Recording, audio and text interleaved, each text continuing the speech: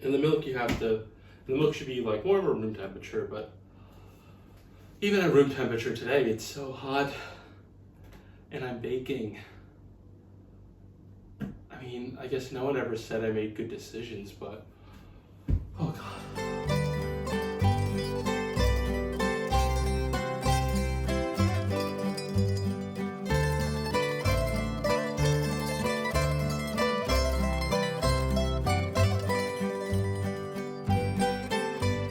Hey everyone, welcome back to Chef Tyler's Creation Kitchen. Today we'll be making Jastičići. Jastičići translates to little pillows. Now that's because they get so nice and fluffy, it's kind of like a little pillow on which you could rest your head if you were a little bread man. I am not, so I won't be doing that, but the comparison still stands. These have a fun surprise in the center. In our case, we're going to be using strawberry jam, but you could use whatever flavor of jam you'd like, or you could even use cheese. This recipe comes from this book, which is quite old, and when I made it the first time around, it took me a little bit to actually figure out what it was supposed to, or what I was supposed to do, because it says that you need to use some milk, and it doesn't exactly tell you how much milk you're supposed to do. Through some tests, I figured out it's about 200 milliliters, and it should be room temperature. So we've already gotten into the ingredients, so let's actually go into them. 500 grams of flour. Milk, like I already said, 200 milliliters, should be room temperature, if not a little bit on the warm side. If you're using fresh yeast, you should have warm milk, otherwise room temperature will be good. I'm not using fresh yeast, I'm using 1 packet of instant yeast instead. It's the same thing, except you don't have to spend time to have it proof. 250 grams of butter, 60 grams of sugar, and 1 egg. The recipe didn't call for salt, but last time I put a little bit of salt in there, and I think that just helps bring out a lot of the flavor. The filling, like I said, we're going to be using strawberry jam, or you could substitute for whatever kind of jam you would like. You only need a little bit because it's going to the middle, and we're going to fold the corners on top. You'll see how it looks, or the thumbnail shows you exactly how it's going to look.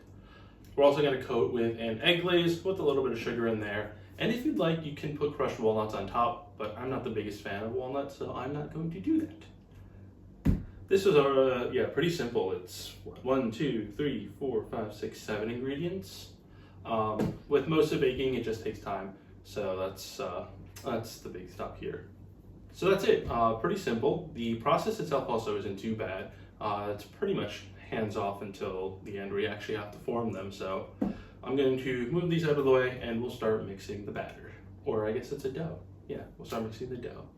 So let's start with adding in the flour. I have my bowl here on a scale, so I know how accurate I can be, which is very accurate. That was a very clunky sentence, but I am not redoing it. We do want to cut this up, so I will cut this up into small pieces that we will add into here. And I know I am kind of manhandling this, but this is sort of on purpose because this is also going to help warm the butter up. We don't want this to be cold because we're going to add yeast and we actually want it to rise. 1 packet of instant yeast, right in, and then we'll need 60 grams of sugar. Now we'll put in some of the milk, actually really all of the milk. I need to do that in milk. Okay, the milk is room temperature as it should be, because this way it won't be cold and it'll help the yeast actually rise. Oh, that's not a lot. Okay, that's not a lot, but I'm going to leave it as such and we'll see if it needs more. Pinch of salt, not too much. Now we'll go and mix this all together. It is this simple, you just mix together. The piece of the butter you also kind of want to mix in with the flour and the rest of the batter. And that's why I need it to be warm so it, 1, mixes, and 2, doesn't inhibit the growth of the yeast. I wish I could show you this, but my hands are quite dirty, and Kaylin's not here because she is in Canada. No, she's not in Canada. She just doesn't, she's allergic to gluten. I've mentioned this before, and it's always weird when I have her come on a week where I'm making something that is all gluten and she can't eat it, and all she has to do is just look at it and not be able to enjoy it. And I feel bad, which is why sometimes I try to do some gluten-free stuff for her, but unfortunately, Croatia is not exactly the most gluten-free friendly country, so, and that I mean by like the cuisine. Ooh, that was loud, I'm sorry. The cuisine isn't exactly made for someone who is gluten-free. It's very much made for those who can eat gluten. That sounded clunky. Everything sounds clunky. I don't know why. That actually doesn't look so bad in the dough. I will show you what it looks like in like a hot sack. Or actually, maybe you can just see what it looks like now. The power of editing. Where I'm just kind of kneading it together. So 100 milliliters was actually a good amount, I think. So you do have to knead it for like a little bit, but it does come together eventually. It's like a nice dough. It's not supposed to be like really sticky, like it won't stick to your hands, but it doesn't look smooth either. It's an in-between, I guess. It's not sticky, that's the whole point. It's not supposed to be sticky.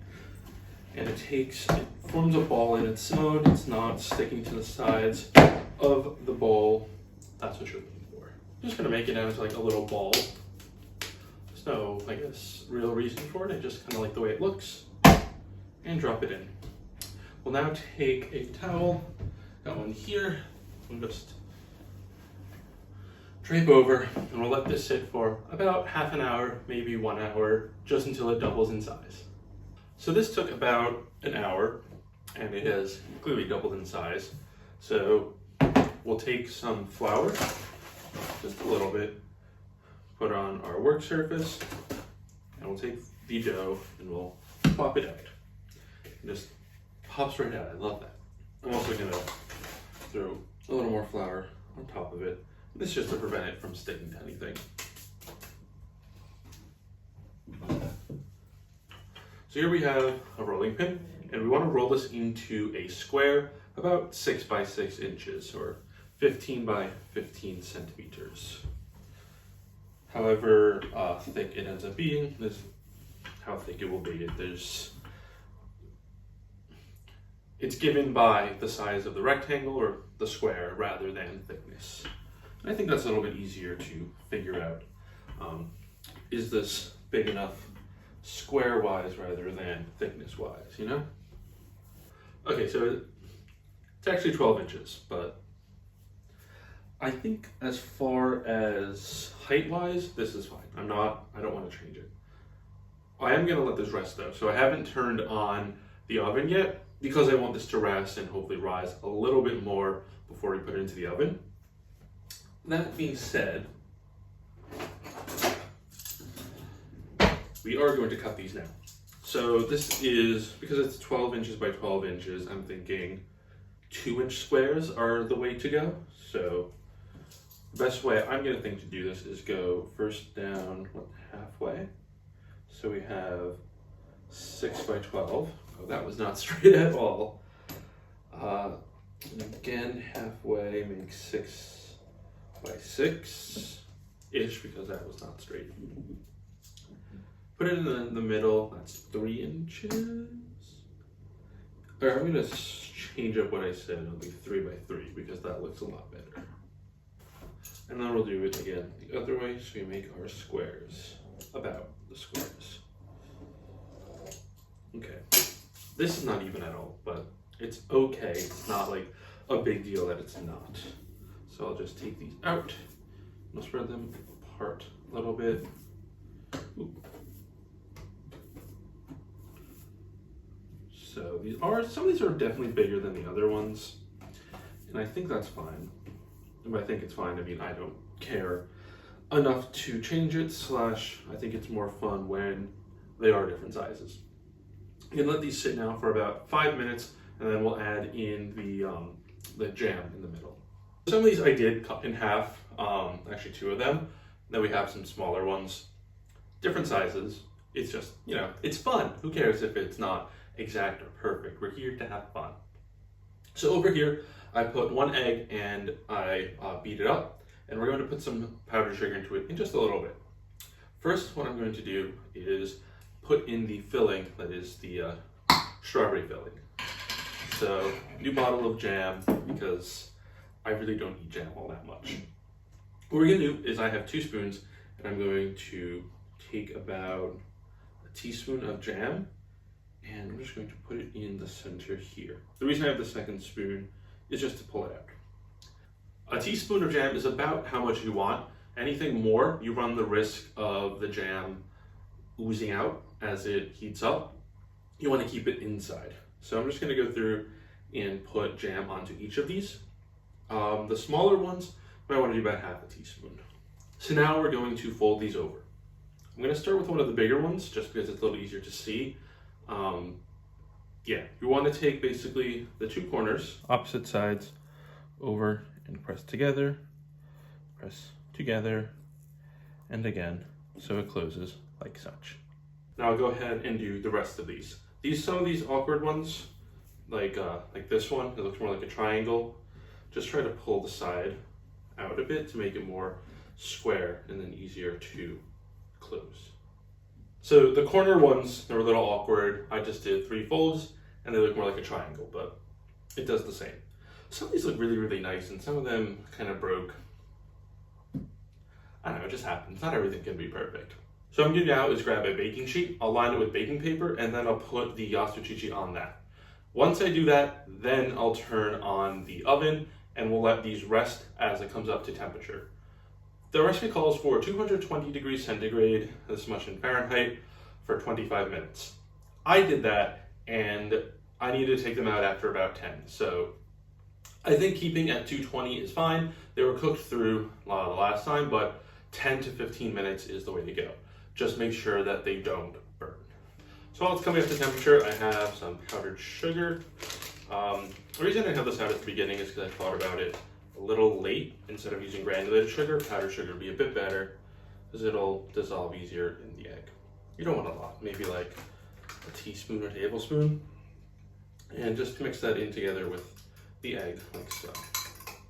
This will give a little sheen on some sweetness onto the top of the Jastičići. And now we're just going to take our brush, swirl around, and we will just get some egg wash on all exposed sides of the Jastičići. This is also helpful as it will start to prevent them from burning in the hot oven, but if they're in for too long, they will burn. So egg wash is a good way to prevent or really stave off burning. And once the oven is up to temperature, we will put these in and bake for about 10 to 12 minutes. Make sure you keep an eye on them so that they don't burn. And after 12 minutes, remove from the oven and set aside to rest. And then they're ready to serve. Here we have Jastučići. They look amazing. Some of the jam did start to seep out from the sides, but not too much. The first time I did it, there's jam like everywhere all over the baking paper, so this is much better. So those small bits of jam, I think that was a good call. Like there's a really small one too, just a little bit came out on the side, but it still looks amazing. They're very soft, like they feel very soft, just like little pillows.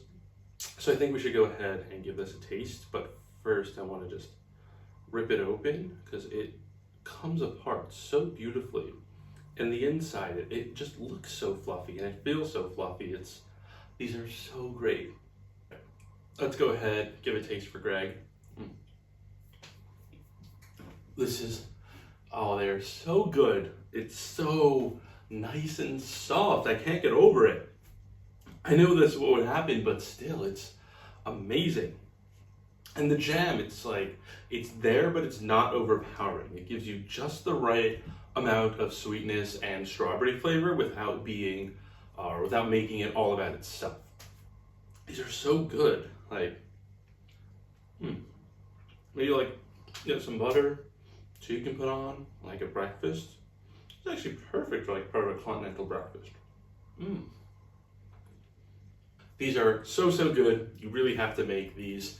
You will not be disappointed, I do promise you. This was Jastučići. If you liked what you saw, please hit like and subscribe. And as always, go let tech.